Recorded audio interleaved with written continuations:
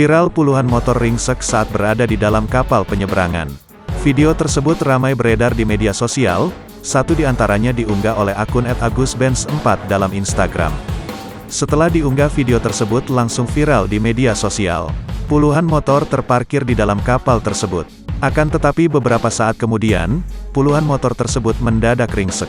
Sebut saja Honda PCX 160, Yamaha Aerox 155, Honda Vario 150 dan motor lainnya yang ringsek. Bahkan ada Honda Vario 150 yang rangkanya sampai bengkok dengan bodi yang rusak parah. Ternyata, kerusakan pada motor-motor tersebut terjadi lantaran kapal penyeberangan menuju Pulau Talaut diterjang ombak besar. Kondisi ini pun membuat Yamaha Aerox 155 hingga Honda Vario 150 yang terparkir di geladak kapal bergerak tak terkendali dan berakhir menderita kerusakan parah. Video insiden motor ringsek itu pun mengundang beragam komentar dari sejumlah netizen.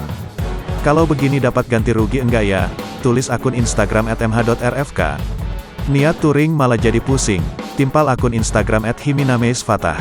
Aduh sakit, lihatnya. Mana motor-motor mahal pula?